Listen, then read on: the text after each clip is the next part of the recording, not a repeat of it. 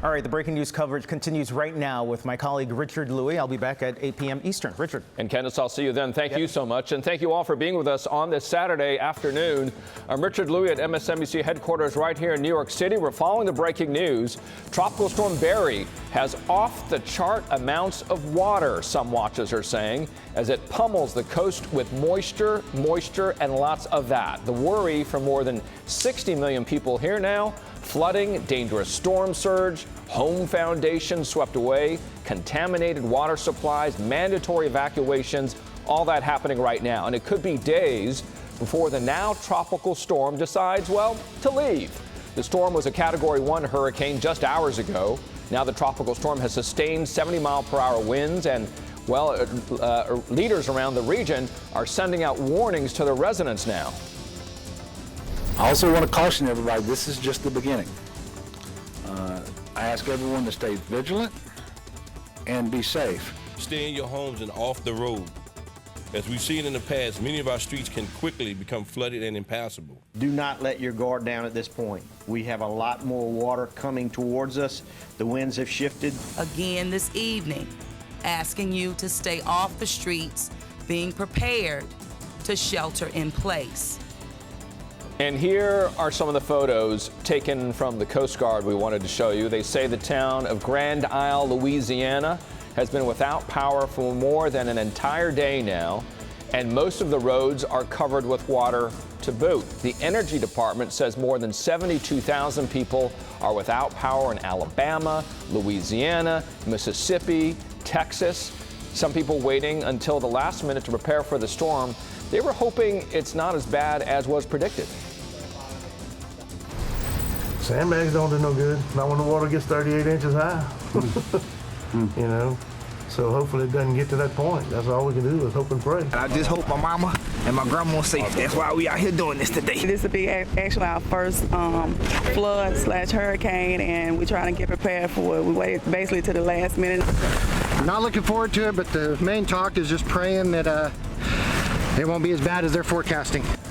All right, we expect to hear from the Mississippi governor as well any moment. We'll be monitoring the microphones there as he does come to the microphones, and if he says anything, we'll get it straight to you. Our team covering this story today, meteorologist Michelle Grossman tracking the latest for us right here in studio. Mariana Atencio is in just south of New Orleans in Plaquemines Parish, Morgan Chesky in Baton Rouge. Let's start with you, Mariana, and how has the day changed in the last hour?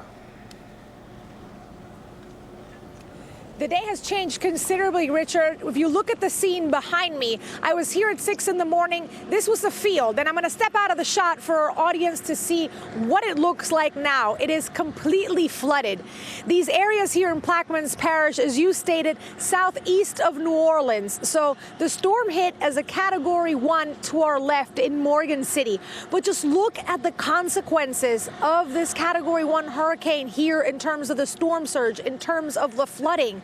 When you have the governor of Louisiana in that presser that we just heard a couple of hours ago saying this is now a flood event, do not let your guard down. This is what he was referring to. Locals do not want to be driving around with this kind of flooding. And the fear here is that this water is moving rather quickly toward the highway, Highway 23. It's almost touching the highway now. It is the only way in and out of these communities. So if this floods the highway, these people are essentially going to be cut off. And I've spoken to a lot of the locals, a lot of the authorities, Richard, and they keep telling me, you know, we go back to the storm in 2016. We even go back to Katrina in 2005 when a lot of the levees were reinforced in New Orleans, but a lot of the communities here in the South, like Plaquemines Parish, were left unprotected.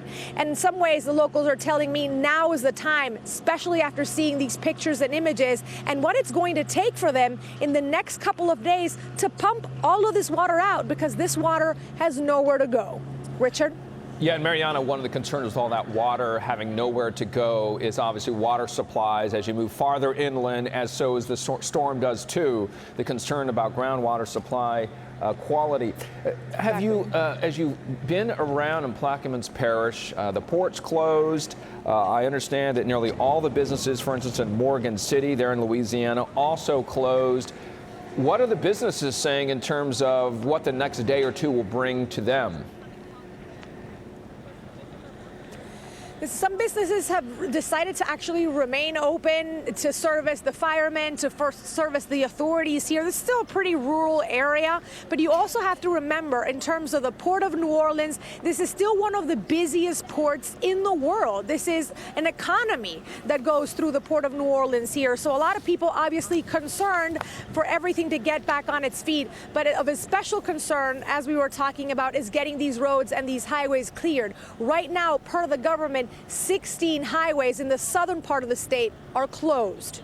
Richard? Yeah, and Mariana, you hit on that point. The business is so important there in the Gulf Coast. There in Louisiana, over 1 million barrels of oil passing through the Gulf in one day, and Barry certainly put an impact on that come this weekend and come Monday when business starts again. Mariana, thank you so much. We'll be stopping by, no doubt, throughout the day, throughout the next 24 hours. Let's go over to Morgan Chesky. Thank you so much there. Morgan Chesky, what are you seeing? And in the last hour, how have conditions changed? Well, here in Baton Rouge, Richard, we're about 70 miles inland away from New Orleans, and the concern here isn't a storm surge, but that just massive amount of rain that Tropical Storm Barry is expected to bring. In some cases, up to 17.5 inches forecasted here, and this is what they have right in their backyard here in Baton Rouge. The Mississippi River, which is already above flood stage here, and they've been watching this river rise over the past several days from rains in neighboring areas. And now combine this with the tropical storm bringing a significant amount of rain, and it is bringing a lot of folks in this area a very scary deja vu back to 2016. Keep in mind, a lot of the people in this city were put out of their homes for about a year from the damage that flooding brought. There was more than $1 billion of damage, more than 100,000 homes that were nearly totaled as a result of it. And so when I talk to people here in this city and I say, what are you doing to prepare? They say you can put down a few sandbags, but other than that, that's about all you can do except pray. The storm, meanwhile, marching slowly but surely towards this area, just dropping a massive amount of rain. So it's not really the wind or the storm surge they're concerned with, but the speed of the storm, because the longer it stays put over this area, the more rain it's going to bring and the more potential damage it could cause. Richard? Morgan, in the time you've been there, as you look at the steps behind you, how has that changed in terms of the number of steps that have now disappeared? Because I imagine over time you're not going to be able to stand where you're at right now. And number two, I'm betting the color of that water is going to evolve as well. Yeah, no doubt. Though here's the scary part, Richard, is that the river has already been this high from rains of days past in this area.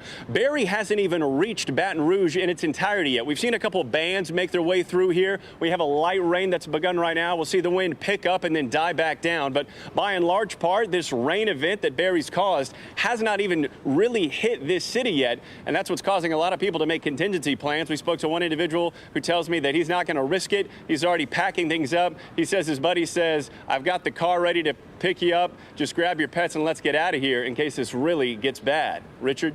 Morgan, thank you so much. We'll stop in with you a little bit later as well, following all of the conditions as Barry makes its way towards you. Let's get over now to meteorologist Michelle Grossman. So, Michelle, we have another advisory coming at 5, Yep. right? And what are the concerns you're watching and when that advisory does come out? So we're going to have that advisory at 5. It's not going to mean much in terms of what we're expecting of rainfall, life-threatening rainfall. Really, this is a rainmaker. That is the takeaway from the storm. Where you saw Morgan, that's going to be a very different picture over the next 24 hours. The winds may decrease, but the winds haven't been a story with the big headline with this storm. Right now, though, we are seeing 70-mile-per-hour winds. That's a strong tropical storm, so it's certainly going to bring down power lines. It's certainly going to bring down additional trees. We've already seen lots of people without power, over 111,000 people without power now in Louisiana.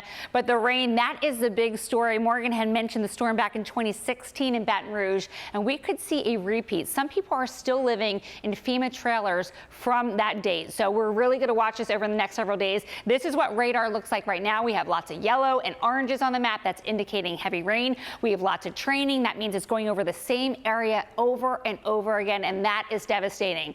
Let's take a look at the path, moving very slowly, 6 miles per hour right now. That's a walking pace. So we're going to be talking about this at least over the next 48 hours and then into the Tennessee Valley, the Ohio Valley, the Northeast. So really by Friday, this story won't be over. And this is what it looks like. You can see how slow